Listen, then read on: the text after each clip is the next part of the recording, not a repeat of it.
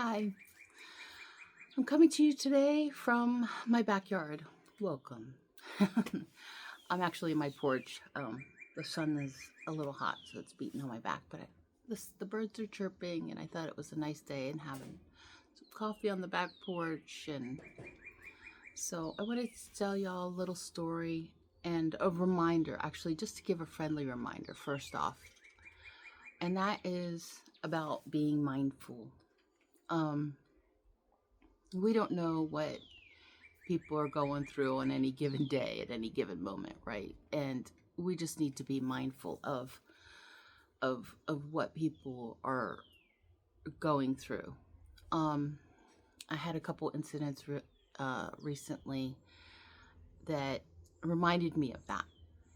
And I don't go too deep into the actual events that occurred, but I have two of my nieces that I don't want to say it hurt or upset, but there was definitely something that happened through via text message.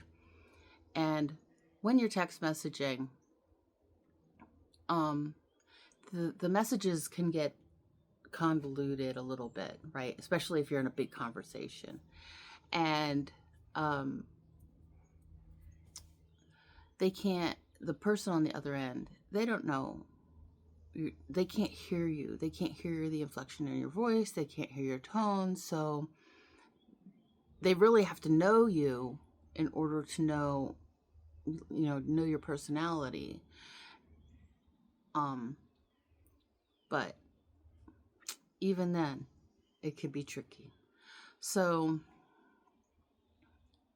being mindful is important, especially when text messaging. We have the little emojis, the emoticons, or whatever you call them, and they're great up to a point, but it doesn't it doesn't replace that, hearing someone's inflection and seeing the expression on their face. And um so then things can get confused and things can be taken out of context.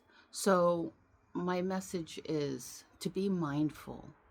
And if you haven't heard from someone for a minute and you're usually pretty, like pretty communicative, and then all of a sudden there's been a distance, and there's no real reason, they haven't gone out of the country, they haven't gone away, they're not busy with extra busy work, whatever, could, um, it may be your last text message, it may be your last conversation with them.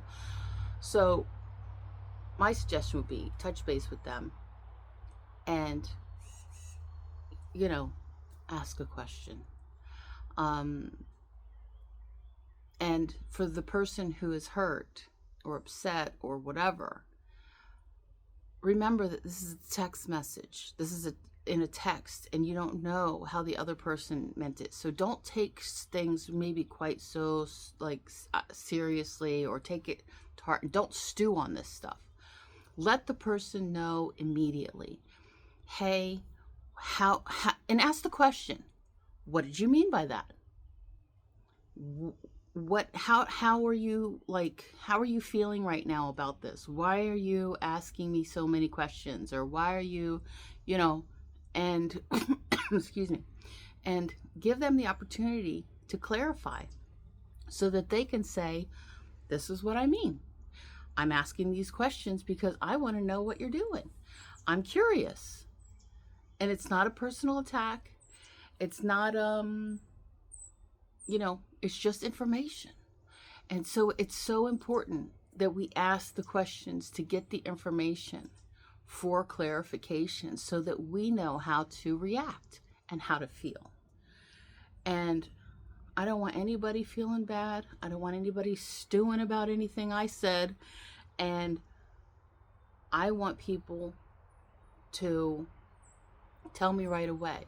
But you don't have to do it in an attacking or, accuse it. You don't have to do that, because maybe the person on the other side is just going about their daily, and they're just caring and they're asking questions because they care.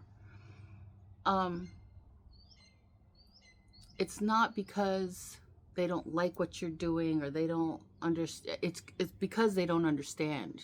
Like in my instance, I didn't understand, and I was asking questions because I didn't understand. So when people don't understand, they typically ask questions, or hopefully they do.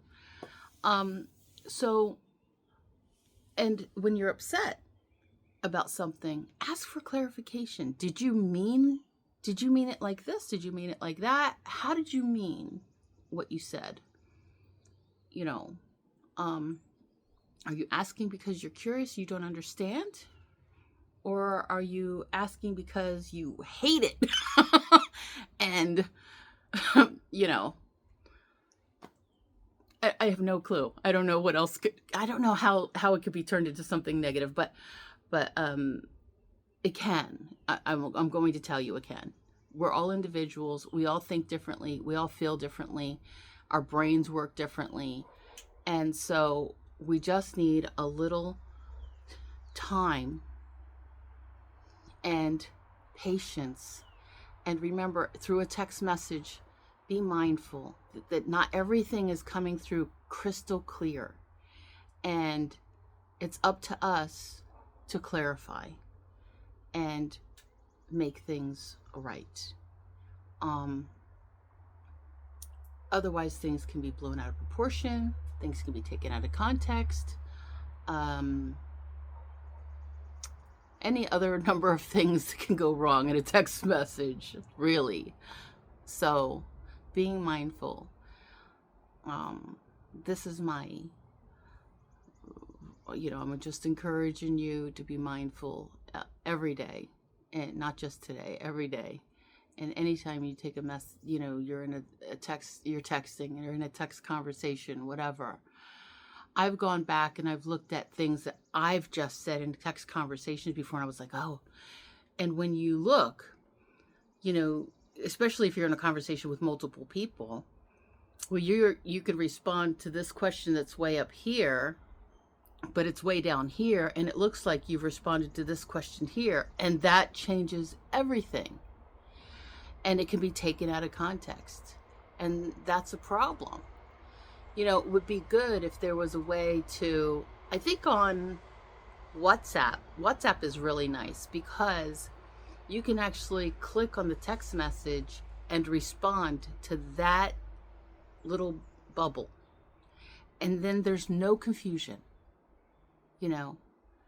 I don't understand. What do you mean? Or whatever your response is to this one little bubble that's maybe way up here, but your conversation is now way down here, right?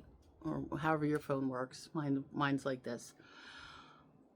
Take the time to ask the question and say the person's name.